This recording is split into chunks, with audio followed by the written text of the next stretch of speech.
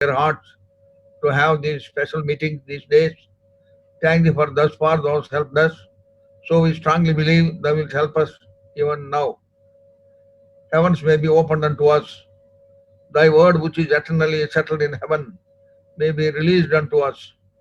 Let thy voice be heard, thy presence be experienced by every one of us, all those who are connected to this online ministry.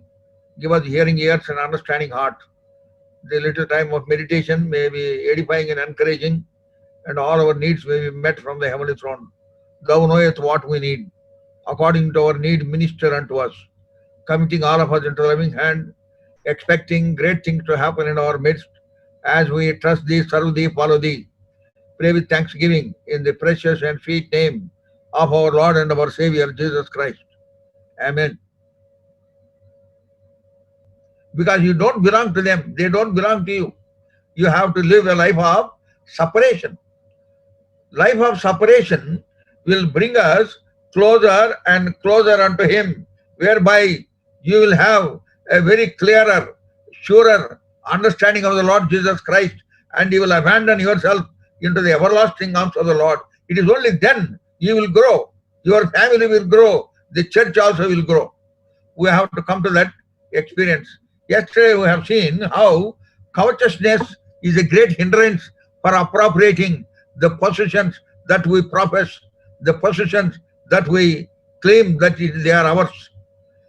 Covetousness is a very dangerous thing. That's why Lord said, yesterday we have seen in Luke's Gospel, chapter 12, verse 15, beware of covetousness. Beware of covetousness. Are there any areas in our lives where we are coveting the world, coveting things that does not belong to us?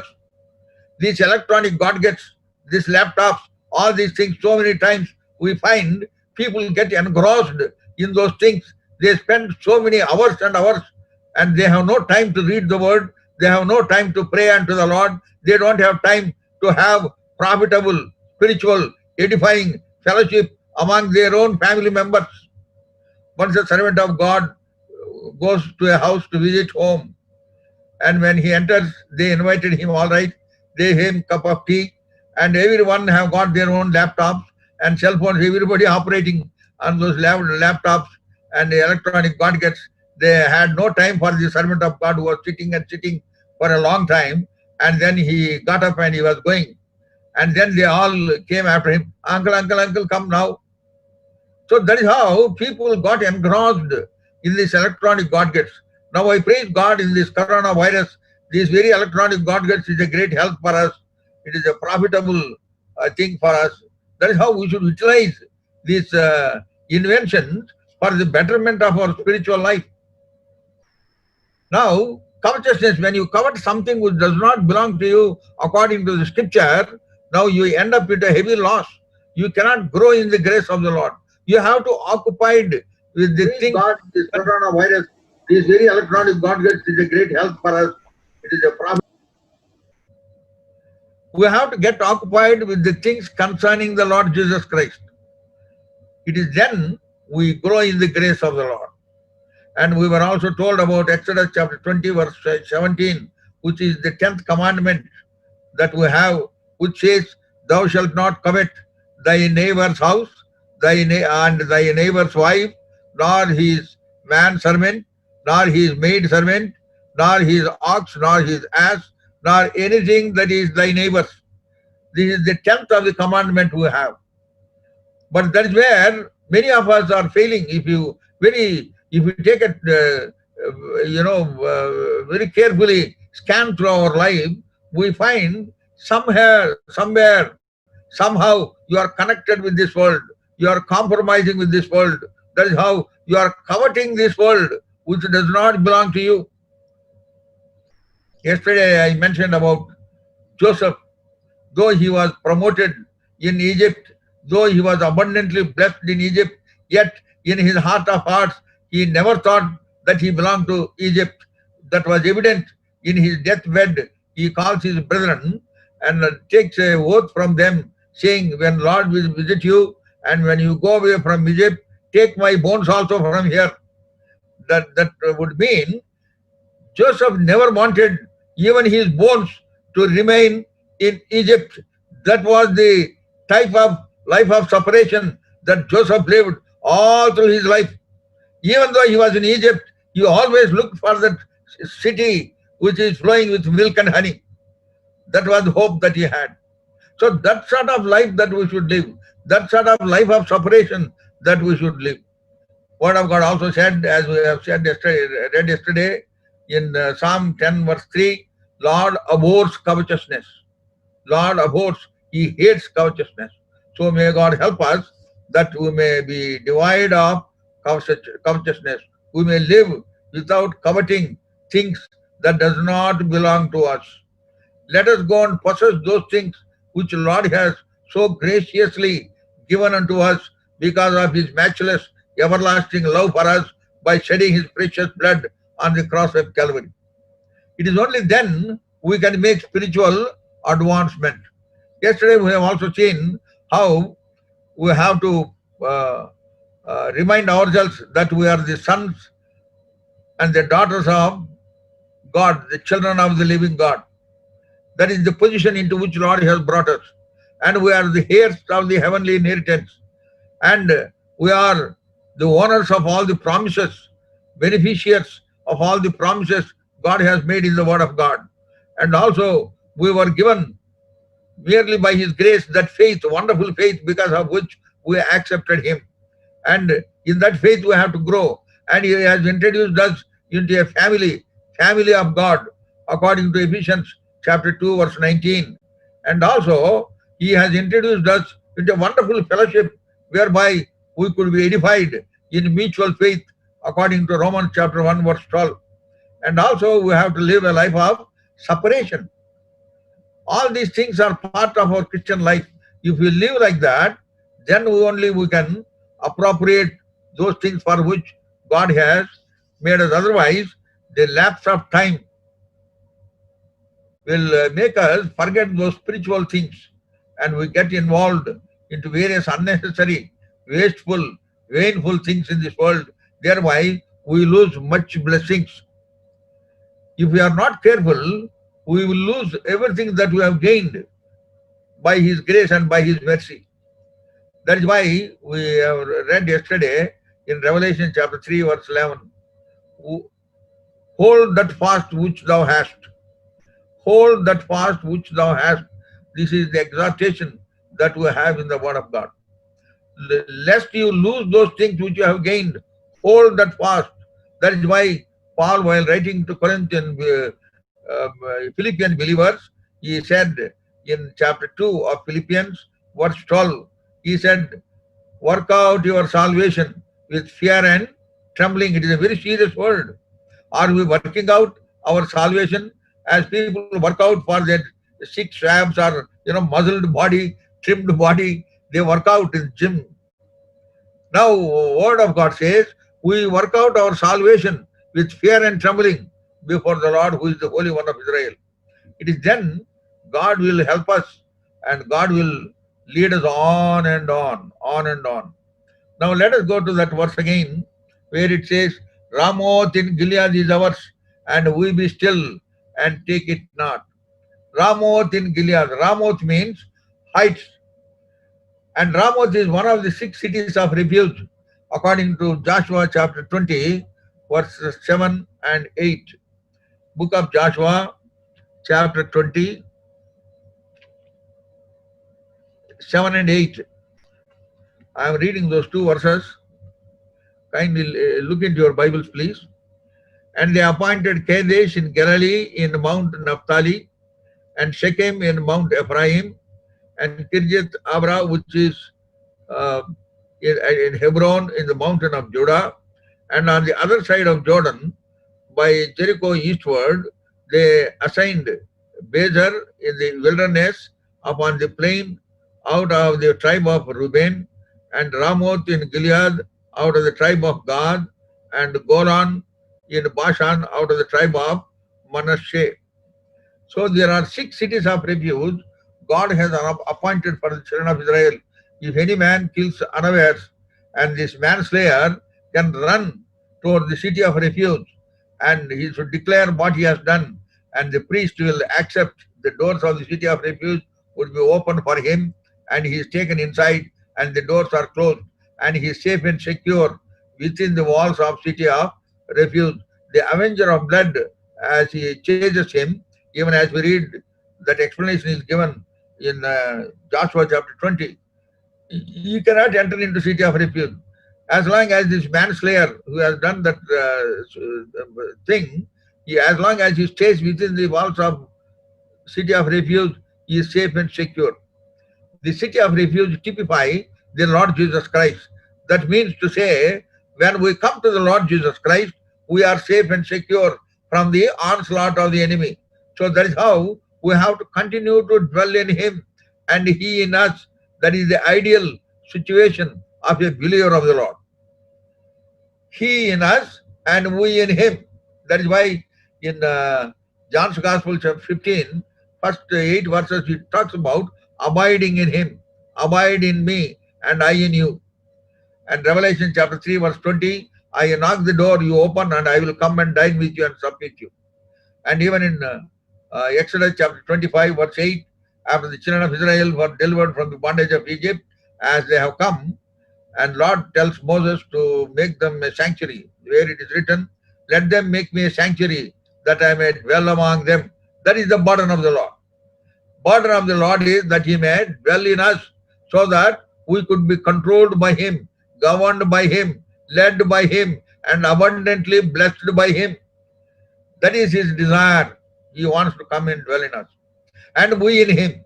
So in the city of refuge, which typifies the Lord Jesus Christ, there are 6 cities. Each city means something which gives the fuller meaning of what we have in Christ Jesus. They are the pinnacles of our salvation. They are part of the pinnacles of salvation. Merely we keep appreciating them, profess them by our prayers and worship. That is not enough. We have to appropriate those things.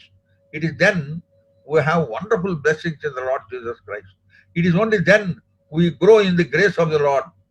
We find Kadesh means holiness. Last time I would have shared these things somehow. Kadesh means holiness, and Shechem means comfort, and Hebron means fellowship, and Bezer means power, Ramoth means heights, that is pinnacles of salvation, and Goran means eternity. Now, the chronological order, there is a pattern, the order of which these cities are mentioned. There is a wonderful lesson to learn for our spiritual benefit.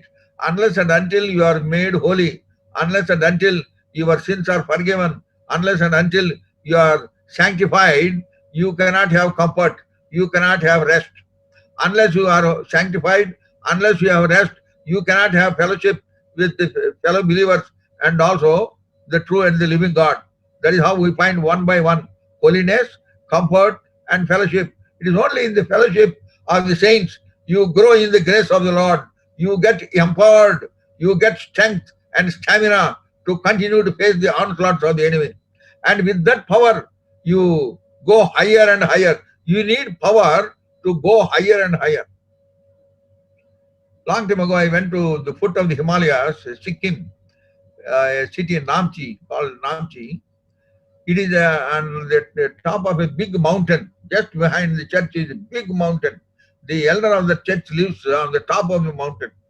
If we have to go there, we have to make 2 or 3 circles by car and then reach there. There, when we were standing there, we called one young man, gave some letter by another elder. He said, go on this and give this letter to that elder. I thought this young man will go by the road, by some vehicle. But I saw him going up straight onto the mountain. He was going straight onto the mountain as we were seeing. With great amazement, I was watching him. How could he go? Because he has got a lot of strength and stamina in his, in his limbs. With that strength, he climbed higher and higher. So then I remembered how we have to climb the heights, spiritual heights. In order to go higher and higher in the spiritual heights, we need to have strength. That is the spiritual strength and stamina. It is only then you can go higher and higher. We find in 1 Corinthians chapter 1, verse 24, Christ, the power of God and the wisdom of God.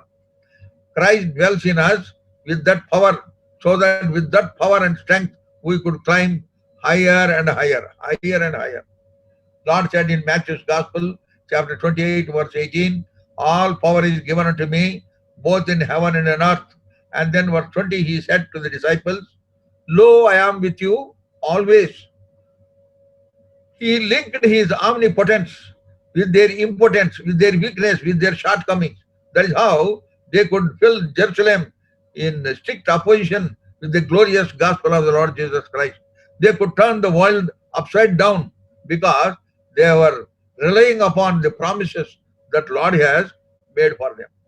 In a wonderful way, they did wonderful work. So we need to go higher and higher. In order to go higher and higher, you need to have the strength.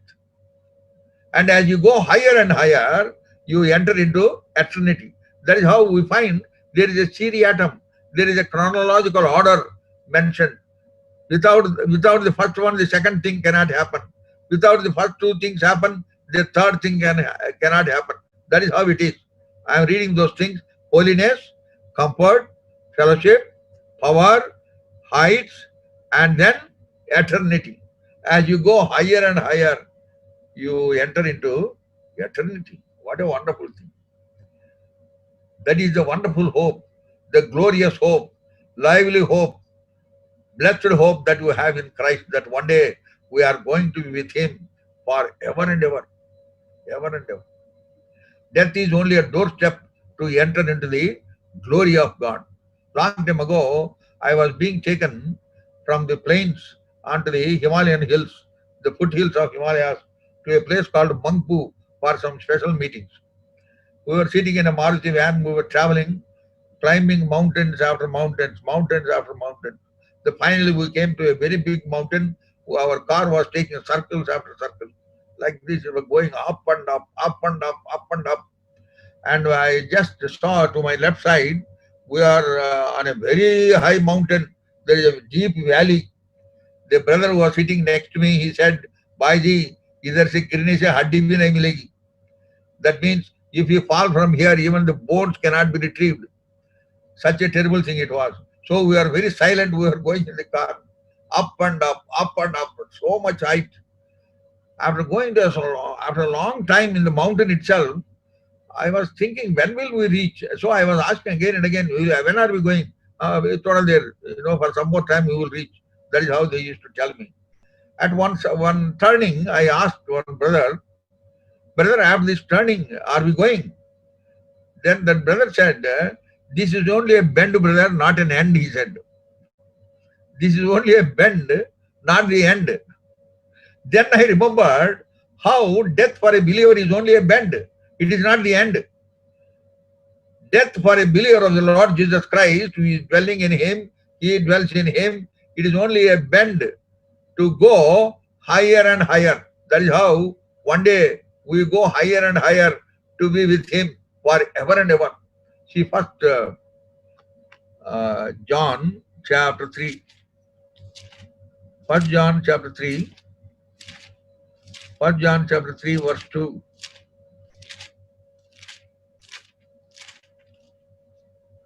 1 John chapter 3 verse 2. Beloved, now are we the sons of God, and does not yet appear what we shall be. But we know that when He shall appear, we shall be like Him, for we shall see Him as He is.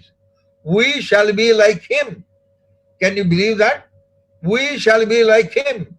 Adam and Eve, when they were created in the image and likeness of God in the Garden of Eden, they were like Him. They were like Him, the Creator, because they were created in the likeness and the image of God Himself. So the Word of God is saying, when He would come again, when we see Him as He is, we would be, what would happen to us? We shall, we know when we shall appear, we shall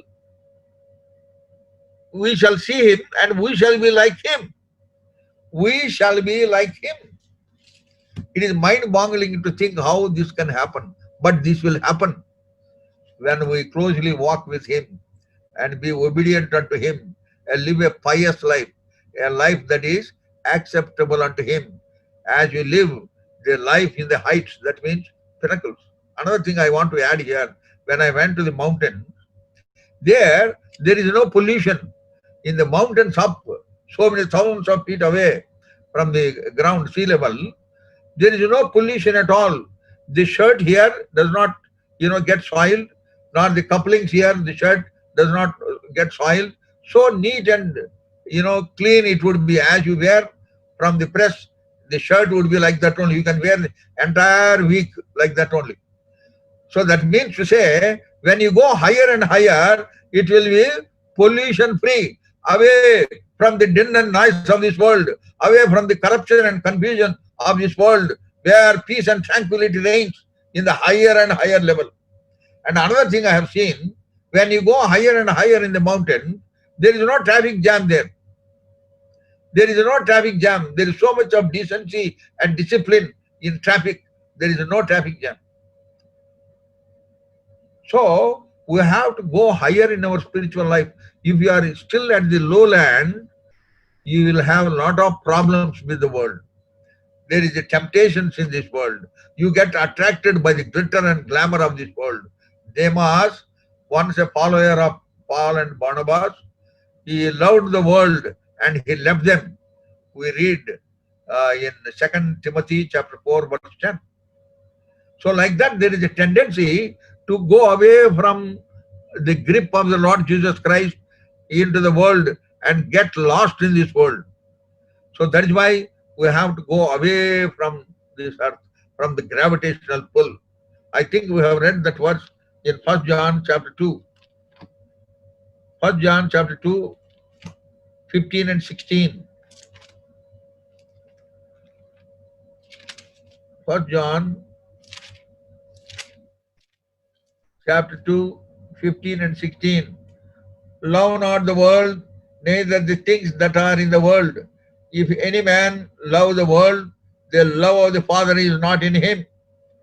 For all that is in the world, the lust of the flesh, and the lust of the eyes, and the pride of life is not of the Father, but is of the world.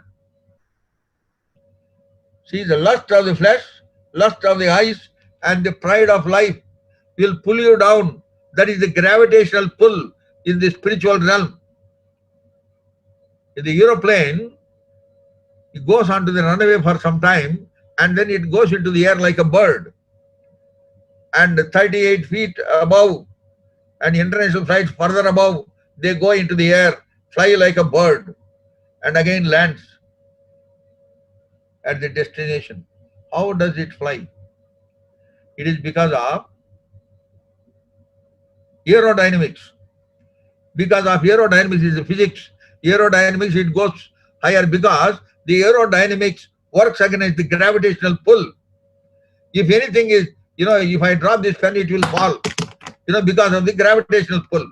But such a heavy structure, the flight goes into the air means it is because of the aerodynamics which works against the gravitational pull. It pushes the flight up. So also, in our spiritual realm, in order to go higher and higher in our spiritual life, we need to have spiritual dynamics. Spiritual dynamics is live a life that is acceptable unto Him. According to Romans chapter 6 verse 11, what is Christian life? Dead unto sin and alive unto God. Dead unto sin and alive unto God. 2 Corinthians chapter 5 verse 15 says, I live not unto myself, but unto Him, because He died for me and rose again. So that means living unto Him is Christian life. Living in Him is Christian life. Walking in Him is Christian life. That is the spiritual dynamics. See, Colossians chapter 2. I have to read that verses. 2 verses are there, very important verses. Colossians chapter 2. Same thing, those 2 verses I have kept in that song. Neeku kaligana danani chepattum. Colossians chapter 2, 6 and 7. As ye have therefore received Christ Jesus the Lord, so walk ye in him, rooted and built up in him, established in the faith, as ye have been taught, abounding therein with thanksgiving. Abounding therein, more and more you should be grateful to him. And what we should do? Walk ye in him, as ye have been taught. So that is Christian life. That is how you can work against the gravitational pull, spiritual gravitational pull. What is that? Lust of the flesh, lust of the eyes, pride of life. And there is another gravitational pull mentioned in Ezekiel chapter 16 verse 49. Book of Ezekiel. Look into the Bible, those who have, as you turn the pages here. Book of Ezekiel chapter 16 verse 49.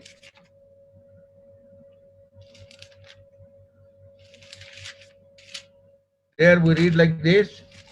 There also the three things are mentioned which hinders us to go higher in our spiritual life if we are not careful with those things.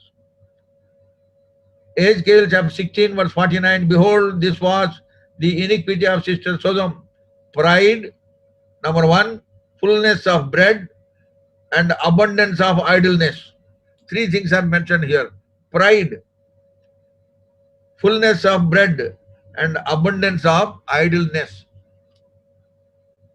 Idleness is the devil's workshop. They say, be occupied with the things concerning the Lord Jesus Christ. Read the word, meditate the word, and live according to the word. Do according to the word. This will work as spiritual dynamics to lift you up above the earth and take you higher and higher in the spiritual level, so that you could enjoy those wonderful things in life. Holiness. In him we have holiness, in him we have comfort, in him we have fellowship, in him we have power, in him we have pinnacles of salvation, and in him we have eternity. In order to enjoy the sixfold blessings from the Lord, we need to go higher and higher, higher and higher. In the spiritual realm, unless you go higher and higher, you cannot enjoy the presence of the Lord. Lot was advised by the angels to escape to the mountain. We find in Genesis chapter 19. Let us turn to that, please. Genesis chapter 19, where the angels of God came according to the prayer of Abraham to save Lot's family. Then they tell this to him. Verse 17. And it came to pass when they had brought them forth abroad that he said, escape for thy life, look not behind thee, neither stay thou in all the plain, escape to the mountain, lest thou be consumed. And verse 19 he says toward the end, and I cannot escape to the mountain, lest some evil take me and I die. I cannot escape to the mountain. Angel of the Lord said, escape to the mountain. Lord is saying, I cannot escape to the mountain. When I read these portions, we find today's believer is saying the same thing. We cannot escape to the mountain. We cannot go higher and higher. So let me be here at the foot of the hills. At the foot of the hills, you cannot enjoy spiritual blessings. At the foot of the hills, you cannot enjoy the fullness of God. You keep being yourself in the foot of the hills. You keep looking at others going higher and higher. Brother Buxting, see how he had gone, Billy Graham, and all those people. What about us? We have become, in a way, hero worshippers. There are some people in Andhra Pradesh, I know, they take the photograph of Brother Buxting. There was one Pakiraya in Kalahasti. He has got a peculiar ministry. His ministry is, he gets the prints of Brother Buxting and he sells them for 10 rupees each when he goes for any special meeting. So everywhere Buxting, he does not give any tracts. He gives Brother Buxting photograph, postcard size. And then I have seen some sisters, they keep the photograph in the center of the Bible. When they open the Bible, they keep, like this photo. A sort of idol worship. We have become hero worshippers, making ourselves totally zeros. That is not on. Even Brother Bhaksing does not allow it. So we have to go up, raise ourselves above the earthly level, worldly level, and go higher and higher and spiritual level, where there is no envy, there is no jealousy, there is no anger and wrath, there is no pride and prejudice. There is peace and tranquility. We are partakers of divine nature, as we read in 1 Peter chapter 4 or chapter 1 verse 4. We should be pious people, pious, that divine people, heavenly people, because we are the children of the living God on this earth. We represent heaven on this earth. So we are different people. So we have to behave as such. Our conversation, our behavior, our relationship with the fellow believers in the church and the fellow people at home and in office, wherever you live, you should depict the Lord Jesus Christ. You should show forth God's glory, God's power, and God's love. It is only thus and thus alone you can portray Christ through your life. Many times we have read that verse in Philippians chapter 1. Philippians chapter 1, verse 20. Philippians chapter 1, verse 20. According to my earnest expectation and my hope that in nothing it shall be ashamed, but with all boldness and always, as now also, Christ shall be magnified in my body, whether it be by life or by death. What a burden Paul had. He had passion to live for him. He says, Christ shall be magnified, but how? Whether it be by life or by death. And verse 21, for to me to live is Christ and to die is a gain. నా మట్టుకైతే బ్రతుకుట క్రీస్తే, చావైతే లాభం. ప్రభుతో నుండా నాకెంతో మేలు. I kept these verses in one of the songs, Mahima Nirikshana. That should be our personal experience in our life. As you sing, you should mean everything. That is my personal testimony. I have put it as it is. I get overwhelmed, captivated when I sing that particular line in that song. So we have to live that level of Christian life where you abandon yourself into the everlasting arms of the Lord. Though you are living in this world, you are not of this world. That should be expressed by your practical life. The way that you dress, the way that you live, the way that you converse, the way you move around among the believers, the way that you have various spiritual habits that you have, you portray Christ. Brother Lazarus composed a wonderful song, which I think last time also I sang before you.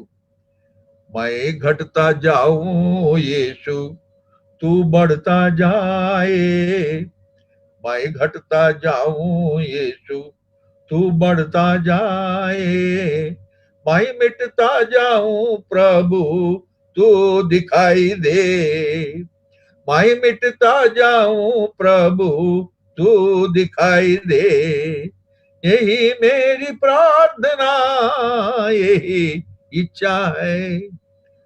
In Telugu also I sing, నేను తగ్గాలి యేసు నీవే హెచ్చాలి, నేను తగ్గాలి యేసు నీవే హెచ్చాలి, నేను పూర్తిగా మరుగై నీవే కనబడాలి, నేను పూర్తిగా మరుగై నీవే కనబడాలి, ఇది ఏ నా ప్రార్థన నీ చిత్తము, ఇది ఏ నా ప్రార్థన నీ చిత్తము, నేను తగ్గాలి యేసు నీవే హెచ్చాలి. It is a wonderful song in Sion Ka Geet. It is there in Hindi and also in English, in Telugu. So that should be our prayer. Lord, you must increase, I must decrease. In Madhya Pradesh, Bhopal, we had a meeting, special meeting, some years ago when this song came, we taught them. After the meetings are over, almost the end of the meeting, last day we were singing this song. One brother was singing right in the front. मैं बढ़ता जाऊं येशु तू गढ़ता जाए అంటే ఏమని అర్థం? నేను హెచ్చాలి నీవు తగ్గాలి అని పాడుతున్నాడు ఆయన. Then I said, that is our problem, you stop singing అని చెప్పినాను. So many times we sing without understanding what we are singing, because there is a lot of rhythmic words, gadta, badta, medta. So he got confused, so he is putting some words and singing. That is not right. You should mean wherever your life is not matching with that particular line, stop singing. You will be doing great thing. You know, for example, I was mentioning yesterday, all to Jesus I surrender. Have you surrendered all? Manalo manamata. Have you surrendered all? If you have not surrendered all, why do you sing that line? Keep quiet. Pray unto the Lord. Oh Lord, help me to surrender my life at your feet in totality. Like that, there are many songs. That is why somebody said, believers, we sing lies. Maybe you are not telling lies, but you sing lies. That is very bad and very dangerous thing also for our spiritual life. We take things for granted. We have such spiritual songs. Each song is a message by itself. If you carefully sing, I sing with meaning. I want to communicate. That is why whenever I sing with a lot of force. I am not a recording singer. I am a stage singer. I want to communicate somehow God's word through the song. So what I am saying is, you have to go higher and higher, working against the gravitational pull of this earth, the world, and go higher and higher. Ramot means heights. So as Ahab is saying those words, Ramot in Gilead is ours. I tend to think like this, I tend to imagine like this. That is how this message came. As I was reading again and again, know ye that Ramoth in Gilead is ours. Know ye that heights in Christ are ours. Know ye that pinnacles of salvation are ours. But we keep quiet. We are doing nothing. In the other English version, it says, we do nothing to possess them. We are not making any effort whatsoever to go and possess those things which belong to us. But we are running after these uncertain riches, totally wasteful, painful things. We are running after. How long we want to live like this? Away from us, we are in India, you are in abroad, in other continent, America. Wherever we are, we have to live pious lives. Wherever we live, we should have the divine nature. Philippians chapter 2 verse 5 says, let this mind be in you which was in Christ Jesus. In the word of God, if you further meditate, there is a lot of significance given to the heights. The word of God is not written haphazardly. It is written in a very systematic, with a significant notes we have right from the book of Genesis to the Revelation. Each word certifies another word. There is a synchronization throughout the scripture. I want to tell you one testimony concerning one advocate in West Germany. He is called Frank Morrison, an advocate, famous advocate in West Germany. He was an atheist. He says there is no God. But he saw the Christianity spreading like wildfire everywhere during his time. So he was a worried man. So he thought it should be stopped. So then he understood the resurrection of the Lord Jesus Christ is the pivotal point on which entire Christianity rests. So he thought, if I can disprove that resurrection did not take place, the entire Christianity will collapse. So he took the Bible, purchased the Bible, not that he wanted to read and be benefited. He wanted to read the Bible to find fault with the truth of the Bible. So he scanned through the pages very carefully, read again and again, and he started making notes. He is an advocate. He was making logical statements, whatever he has read, right from the book of Genesis to Revelation. He wanted to disprove and write a book that resurrection of the Lord Jesus Christ did not take place. He wanted to prove to the world so that the entire Christianity may collapse. And after a few years of his reading and started meditating also afterwards, it is said that he is born again. The word of God convicted him that he is a sinner, and he was convicted that the Lord Jesus Christ is his Savior, and he accepted the Lord Jesus Christ died for him, shed his precious blood for him, and he confessed his sins. He is a changed person. He is a born again person. Frank Morrison, an atheist who wanted to disprove that resurrection has not taken place, he wrote a wonderful book proving that the resurrection has taken place. That is called, the book is titled as Who Moved the Stone? I have it in my library. It is available in Christian book houses all over. Who Moved the Stone by Frank Morrison, a small packet book size. An atheist got changed through the word of God. That is the power of this word of God. So you have to go higher and higher in the word of God. Word of God says in Colossians chapter 3:16, let this word dwell in your hearts richly. Richly the word of God should dwell in our hearts. That will hold you in any situation, in any calamitous situation, in any tormenting situation, any troublesome situation. Once there was a time in the life of Jeremiah, he was put into the stocks of the jail. He was confined to the jail. He was put in the jail without cause. He was in the prison house. He was cursing himself. Why did I born? Why all these problems for me? And he said, I will not take his name. And then he was cursing himself. That we find in Jeremiah chapter 20, verse 9, he says, because the word of God is shut up in my bones like a burning fire, I could not stay, but speak of God. So the word of God was shut up in his bones like a burning fire. That is why he says, I cannot keep quiet, now I have to talk of him. So that should happen to us. In spite of the fact that we may face this coronavirus, so many problems around us, the whole earth is enveloped by the coronavirus. The coronavirus is playing havoc all over the world. Many people are dying. But we don't have to worry. We have a hope in Christ. Whatever may happen, one day we are going to be with him forever and ever. We have no fear of death. God's people have no fear of death. So there is the significance, specific significance of the heights in the Bible, right from the book of Genesis to Revelation. We will see some of them before we close, and we can draw wonderful lessons from there. We have some mountains in the Word of God which are very significant in the scripture, which relates or which tells us a wonderful meaning of what we are in this world. See, firstly, Genesis chapter 8. Book of Genesis chapter 8 verse 4. Book of Genesis chapter 8 verse 4. And the ark rested in the 7th month, on the 7th day of the month, upon the mountains of Ararat. Noah's ark finally rested on mountains of Ararat.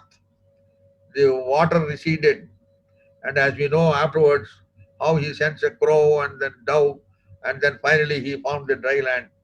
And the ark rested on Mount Ararat. Then on Mount Ararat, what happened? Now see verse 18. Now we can see 17 and 18. Bring forth with thee every living thing that is with thee of all flesh, both of fowl and of cattle, and of every creeping thing that creepeth upon the earth, and they may breed abundantly in the earth, and be fruitful, and multiply upon the earth. Now verse 18.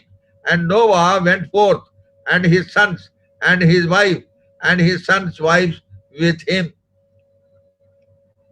So thereby we understand it was on Mount Ararat, new life, I want to underline, new life emerged, came out of the ark. All the inhabitants of the earth were wiped out in the flood. Everybody, all the wicked people, sinful people were wiped out in the flood, drowned in the waters. Only Noah's family, as God chose them, by grace they were saved. As we find in Hebrews chapter 11 verse 7. by faith, Noah, being warned of God, of things not seen as yet, moved with fear, prepared an ark for the saving of his house, by which he condemned the world and became the heir of righteousness, it is written. A triumphant statement concerning Noah. He prepared an ark for the saving of his house. So his house was saved, his people were preserved. For that he labored and labored. What a burden for the people of his own house. That burden we should have. If there is anybody unsaved, we should fast and pray for them. That is the first burden. That is the first ministry that we should accomplish if there is anybody unsaved in our family. Noah had that burden and the entire family were saved. Now, that saved people, preserved people, from the deluge of flood, they came out of the ark. That is how we get this meaning. New life emerged out of the ark on Mount Ararat. That is the significance of Mount Ararat. New life emerged. New life came out of Mount Ararat. That is how our life began. We read in Romans chapter 6 verse 7 that we should walk in the newness of life. And Paul writes of his own testimony in 2 Corinthians chapter 5 verse 17, old things are passed away, behold, everything has become new. That is how we have become new creatures, new life we have. Now that is where it began. It is a scriptural truth. On Mount Ararat, new life emerged out of the ark. Now see the second mountain, that is Mount Moriah, that we find in Genesis. These are the heights we have in the Word of God and the meaning attached to those things. Genesis chapter 22, verse 2. And he said, take now thine son, thine only son Isaac, whom thou lovest, and get thee into the land of Moriah, and offer him there for a burnt offering upon one of the mountains which I will tell thee of. Moriah, Mount Moriah. Mount Moriah speaks of the mountain of sacrifice. That is where God asked Abraham to take his only son, whom he loves, to take him and offer him. Now we know the entire story episode there, how he took him in spite of the fact on the way his son asked him, Daddy, behold the fire and the wood, where is the lamb? You understand? After going distance near the mountain, Abraham tells his servants, we will go and worship the Lord and come back. We will go and come back, he says. And then he leaves the servants and he goes with his son. And as they were going, the son asks his father, Father, behold the fire and the wood, where is the lamb? Because this Isaac had always seen offering offered, there was a lamb which was killed for the burnt offering. He had seen it. Now there is no lamb with them, only fire and the wood is there. So he asked Abraham, Daddy, where is behold the fire and the wood, where is the lamb? I wrote in my Bible, in the other study Bible, who is that father whose heart will not melt when he hears the son whom he is going to sacrifice ask such a question? But Abraham was not moved. He was a man of faith. He was on a citadel or a pinnacle of high level of faith. He believed that God will raise him up even from the altar. We find one verse in Hebrews chapter 11. Hebrews chapter 11. Hebrews chapter 11 verse 17. By faith Abraham, when he was tried, offered up Isaac, and he that had received the promises offered up the only begotten son, of whom it was said that in Isaac shall thy seed be called, accounting that God was able to raise him up even from the dead, from whence also he received him in a figure. So this is the second mountain we have, where it speaks of after newness of life, we have to make sacrifice of anything. We have to prepare, offer ourselves as a living sacrifice so that we could enjoy the blessings of the Lord in a fuller way. Now, when he did that, when he offered up Isaac, then came a wonderful commendation concerning him. We read in Genesis chapter 22, verse 12, where it said, "Now I know that thou fearest God." Now I know that thou fearest God. That means now Abraham kept somebody who was very close to his heart on the altar of God. It is then this commendation came. Now he was stopped not to kill Isaac, and there was a lamb caught in the thicket, and that was offered. So that is how in the second mountain it speaks of the sacrifice that we offer ourselves day to day in our life as a living sacrifice as you walk in the newness of life. Then we find Mount Horeb, wonderful revelation.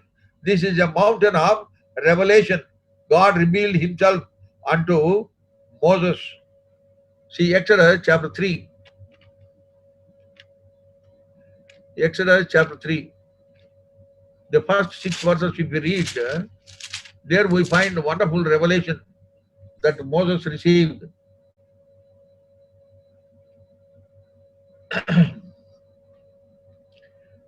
Verse 6, moreover, he said, I am the God of Abraham, the God of thy father, God of Abraham, God of Isaac, God of Jacob. And Moses hid his face, for he was afraid to look upon God.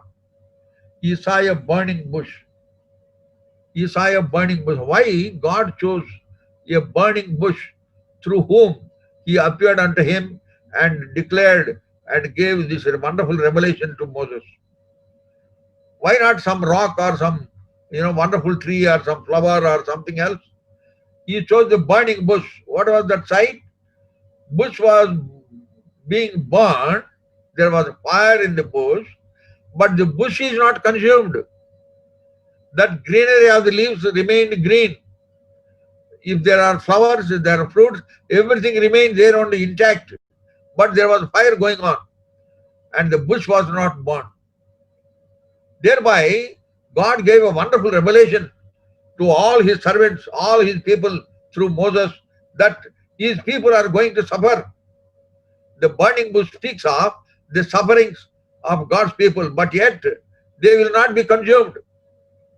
That is the wonderful truth I have received. That is why in my visiting card, I kept on the back of the visiting card a burning bush. I read burning bush. I love that word. Burning bush. We are all burning bush. We are burnt, but we are not consumed. Paul testifies in a different way in 2 Corinthians chapter 4. 2 Corinthians chapter 4, 8 and 9. 2 Corinthians chapter 4, 8 and 9. We are troubled on every side, yet not distressed. We are perplexed, but not in despair. Persecuted, but not forsaken. Cast down, but not destroyed. This is the burning bush. That is our life. We are being burned. We are being hit from all sides, tsunami after tsunami, but yet we are not drowned. We are not consumed. Now see verse 16 and 17, same chapter. For which cause we fainted not, but though our outward man perish, yet the inward man is renewed day by day. For our light affliction, which is but for a moment, worketh for us a far more exceeding and eternal weight of glory. See, from the burning bush, God revealed himself on Mount Horeb. A revelation. Revelation came to him. I am God of Abraham, God of Isaac, God of Jacob. God of Abraham is the God the Father. God of Isaac is God the Son. God of Jacob is God the Holy Spirit. So that is how, in a threefold revelation, God declared himself unto Moses, and then he commissioned him with the great responsibility to bring out his people from out of the bondage of Egypt. So that is Mount Horeb. So Mount Horeb means we have to go that height where we have that wonderful revelation of the Lord. And then if you go through further, there is Mount Sinai. It talks about the fellowship with the true and the living God. Whenever God wanted to reveal himself unto Moses, he always called him, come on to the mount, come on to the mount. That we find in Exodus chapter 19, Exodus chapter 24, again and again we find. It is on the Mount Sinai. He spent 40 days and 40 nights. Twice. He did not take water nor eat bread. Twice he was there in the presence of the Lord. That is how wonderful things have happened. And then Mount Carmel, we find in 1 King chapter 18 verse 38. 1 King chapter 18 verse 38, at the prayer of Elijah, fire came down from heaven and occupied the burnt offering. It is at the openness on the Mount Carmel, there is the greatest manifestation of the power of God. As Ahab and his Baal prophets and all the children of Israel who were oscillating between two opinions, they could not decide whether to go onto the Ahab side or Elijah side. They all witnessed that wonderful glory when the fire came down from heaven and accepted the offering. What a sight that would have been. Just imagine it. As Elijah prayed, he said, let these people know that I am thy servant, that we find in 1 King chapter 18 verse 36.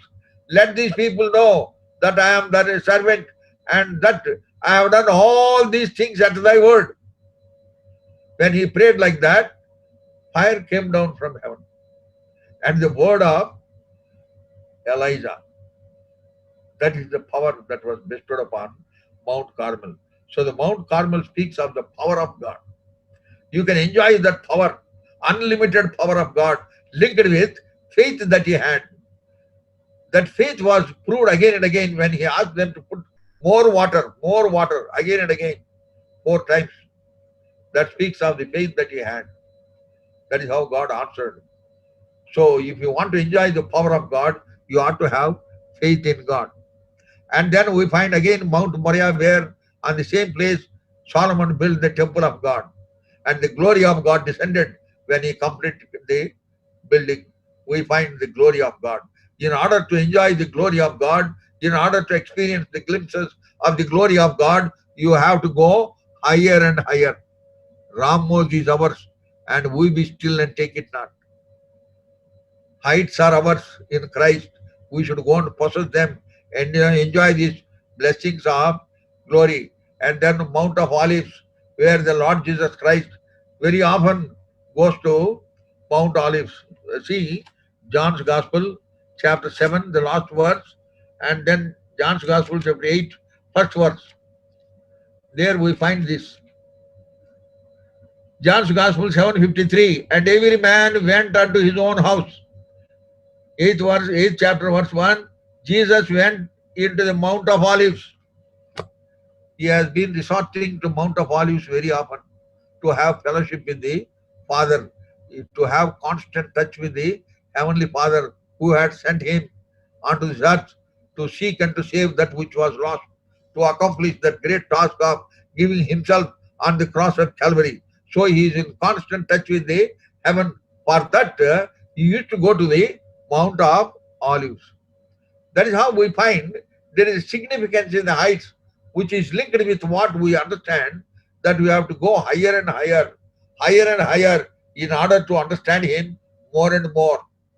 Brother Bakht used to say, in order to understand the will of God and the heart of God, you should enter into the heart of God. You should enter into the heart of God. It is only then you can understand what is his plan for you.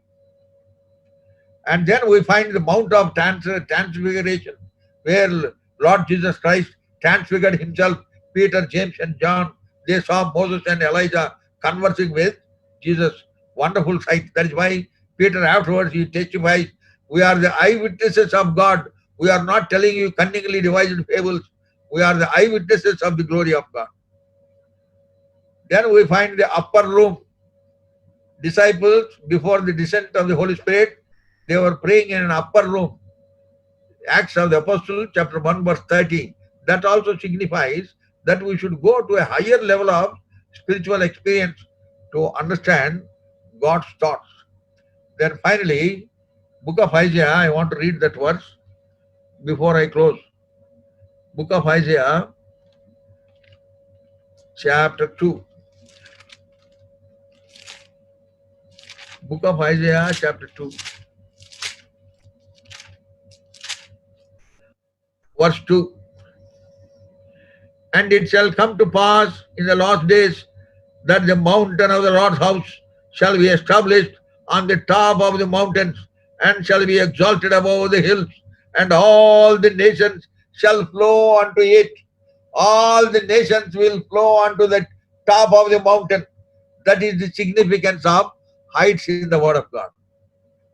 So the Word of God is exhorting us, don't remain at the foot of the hills and watch others going up. You also go. You also raise up in your spiritual level. You should also grow in the grace of the Lord. You should also make spiritual advancement, spiritual upliftment. You should go higher and higher.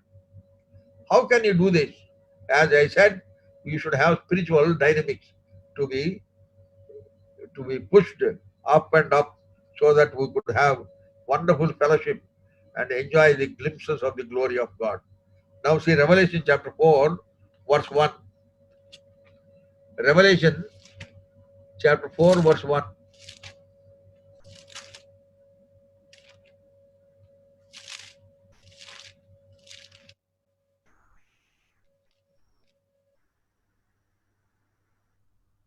After this I looked, and behold, a door was opened in heaven, and the first voice which I heard was as it were of a trumpet talking with me, which said, Come up hither, and I will show thee things which must be hereafter. Door was opened in heaven. The Lord is asking John, come up hither, I will show you. Come up hither. So we have to raise up our spiritual level to go higher and higher, so that we may enjoy the blessings of the Lord for the glory of God. So that is how we find wonderful things concerning this. What so know ye that Ramoth in Gilead is ours, and we be still and take it not out of the hand of king of Syria. It appears as if Ahab is expostulating and saying, Know ye that heights in Christ are ours? Know ye not that pinnacles of salvation are ours in Christ? Should we not go and occupy it, possess it? Prophesying is different from possessing.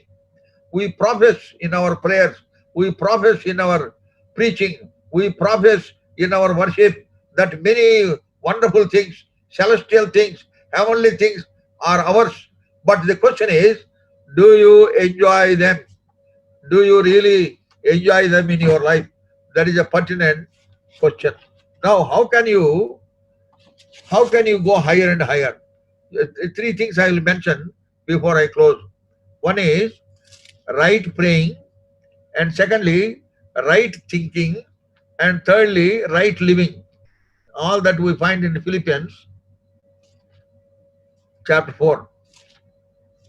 With that we close. Philippians chapter 4, verse 6. Be careful for nothing, but in everything, by prayer and supplication, with thanksgiving, let your request be made known unto God. That is prayer life. You should have the habit of prayer, right praying. Submit your supplications at the feet of the Lord. That is how we are exalted. And secondly, verse 8, right thinking. What is the right thinking? Here we have, finally, brethren, whatsoever things are true, whatsoever things are honest, whatsoever things are just, whatsoever things are pure, whatsoever things are lovely, whatsoever things are of good report, if there be any virtue, and if there be any praise, think on these things. Think on these things. What sort of thinking we should have? See Colossians also. Colossians chapter 3, first 3 verses. If ye then be risen with Christ, seek those things which are above, where Christ sitteth in the right hand of God. Set your affection on things above, not on the things on the earth. For you are dead and your life is hid with Christ in God. So we should have that right thinking. First thing is right praying, second thing is right thinking, and third thing is right living. You should have right living. See verse 9, Philippians chapter 4, verse 9. Those things which ye have both learned and received and heard and seen in me, do, and the God of peace shall be with you. I am reading again. Those things which ye have both learned and received and heard and seen in me, do, and the God of peace shall be with you. Doing is important. James chapter 1, that word explains what it means doing. James chapter 1, verse 21 and 20 and 21. 21 and 22, please. James chapter 1, 21 and 22 and 23 also. Wherefore lay apart all filthiness and superfluity of naughtiness, and receive with meekness the engrafted word, which is able to save your souls. But be ye doers of the word, and not hearers only, deceiving your own selves. For if any be a hearer of the word, and not a doer, he is like unto a man beholding his natural face in a glass. We have to be the doers of the word of God. Doers of the word of God, then God will bless us more and more, more and more. May God encourage us through these words, and not only be satisfying ourselves that we are owners of a great heritage. That is not enough. We have to enjoy them. We have to possess them and enjoy them. That is why I said in the beginning itself, there is a gulf of difference between ownership and possession. Should we not go and possess them? Let us remind ourselves what God told Joshua as he was very old. In Joshua chapter 13, verse 1, he says, there remaineth much land to be possessed. There remaineth much land to be possessed. God has given that land to them. They are the owners of that land, but they have to go and possess it. But there was some sort of lethargic attitude. That is why Joshua tells his people in Joshua chapter 18, verse 3, how long ye slack and remain like this without going and possessing. So may God enable us, make effort, sincere effort spiritually by adhering to the scriptural teaching and guidance that we have, and possess those things which Lord has kept for us, and thus be a blessing for our own selves and our families and also in the church. May God bless this word.